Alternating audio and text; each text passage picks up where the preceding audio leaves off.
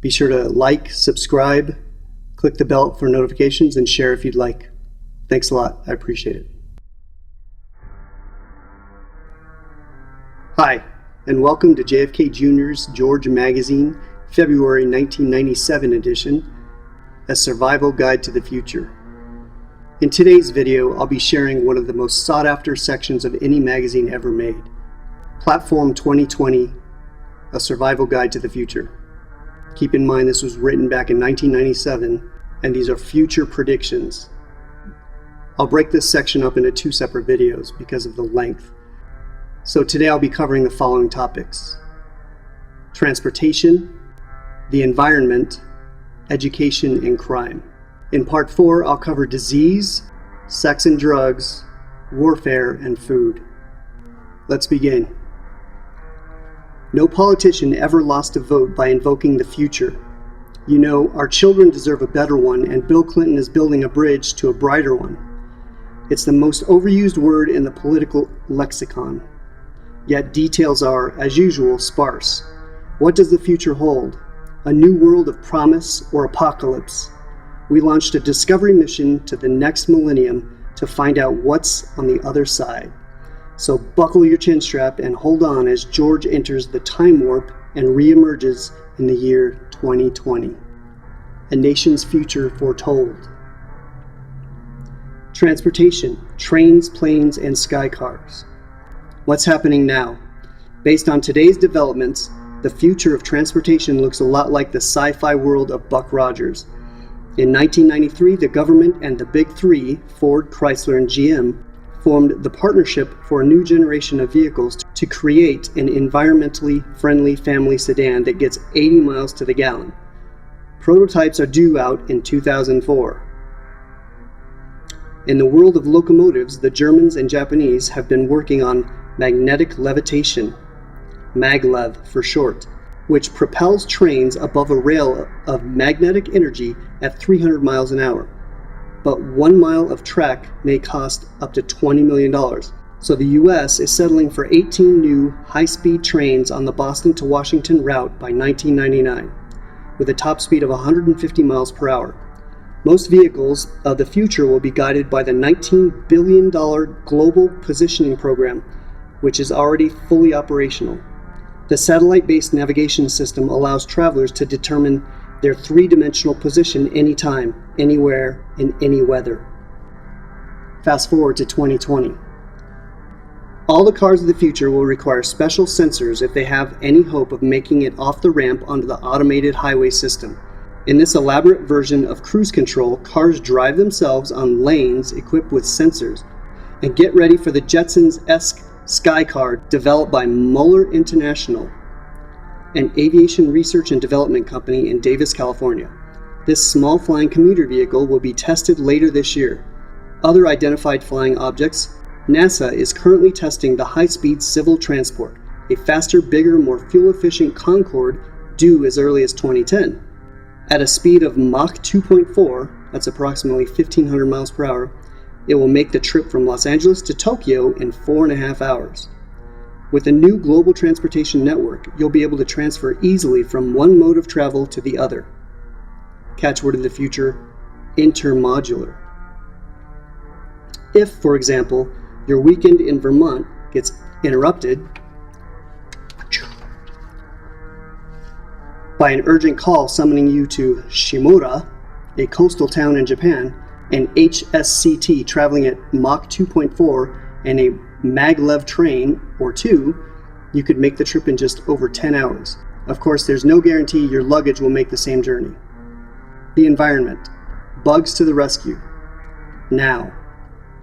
A decade of wrangling between activists in zodiacs and execs in corner offices has led to an Earth-friendly truce. Ecosystems, they concluded, are easier to preserve than repair.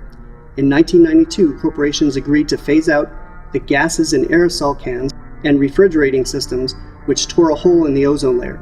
In recent years, governments have committed greater attention and funds to saving endangered plant and animal species, such as prairie grasses in the Great Plains and gray wolves in the northern Rockies. Meanwhile, back in Washington, Enviro buff Al Gore still has to earn his green stripes in the upcoming and long overdue rewrites of the Clean Water Act, which protects lakes, rivers, and streams, and the Superfund program, which cleans up contaminated land. 2020. Because China's prospering population will eat more meat, more of the Earth's open spaces will be converted to grazing terrain. With fewer forests to absorb the carbon dioxide exhaled by humans, weather will get weirder as higher temps melt glaciers and more violent storms wallop the coasts.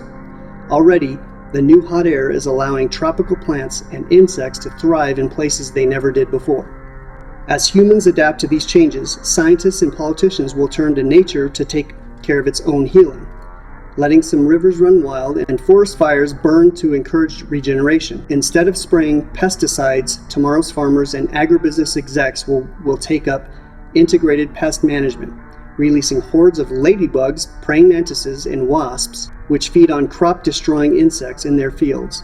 And pollution-eating microbes engineered by scientists will gobble up oil spills, chemical leaks, and mounds of garbage. Education. The 3 T's. Now, in the spring of 1994, Congress passed the Clinton administration's education bill, known as the Goals 2000, Educate America Act. Despite the aversion to Big Brother interference from Washington, now flourishing in the states, governors have welcomed the main thrust of the Goals of 2000, which is to establish higher academic standards in public schools. For most of this century, schools focused on preventing kids from dropping out, often by dumbing down the course content. After an infamous 1983 report called A Nation at Risk concluded that there was a rising tide of mediocrity in the nation's schools, more than 45 states began developing academic standards to restore what had become the almost meaningless title of high school graduate. The push for higher standards has been fueled by the realization that the education that was good enough for the 70s economy is just not good enough for today's. Now certain skills, known as soft skills, determine earnings much more than they did in the past. Jerome Murphy, the dean of Harvard's Graduate School of Education, sums them up as the 3 T's: thinking, teamwork, and technology. 2020. In addition to reading, writing, and mathematics and computer literacy, a high school diploma will certify mastery of soft skills, now required for good jobs in an economy in which most simple tasks, assembly line workers for instance, are done by computers and robots. These skills include the ability to make written and oral presentations and to work in groups to solve problems. Tests will no longer be multiple choice. Using virtual reality technology, students will have to solve complex, simulated problems on computers using video, text, and sound. Scores for these exercises will make it easier for parents to know whether schools are effective. In fact, interactive computer programs will overtake textbooks as the main teaching tool.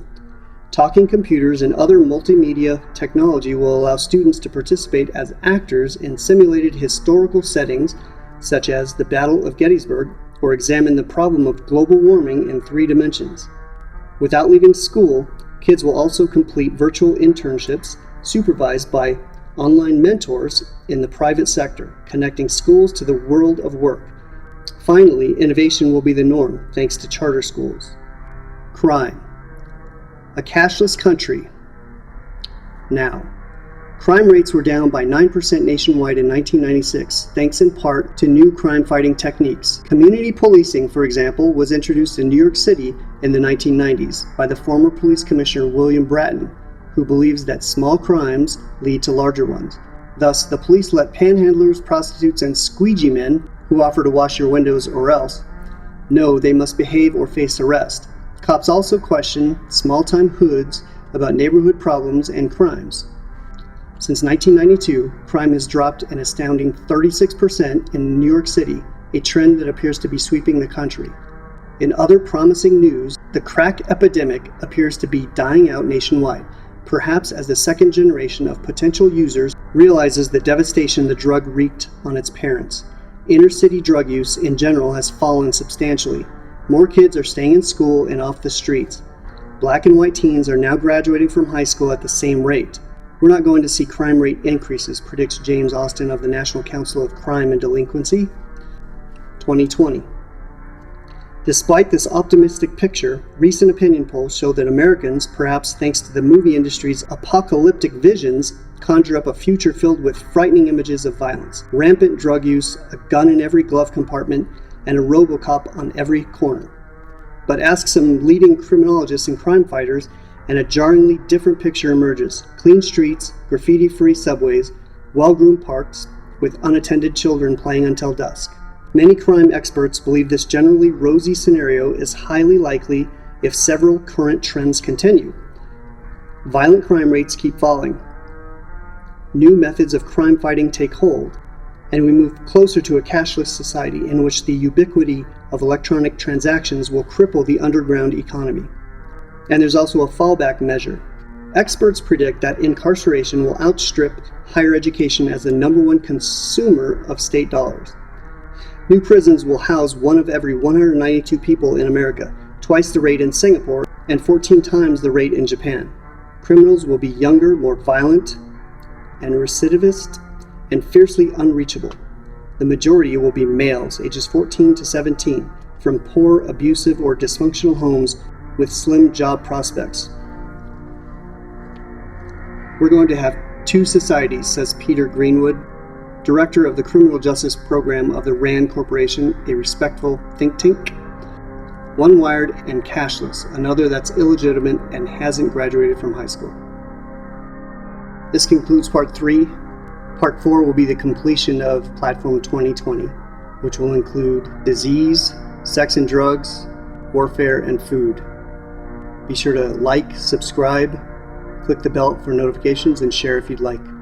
Thanks a lot. I appreciate it.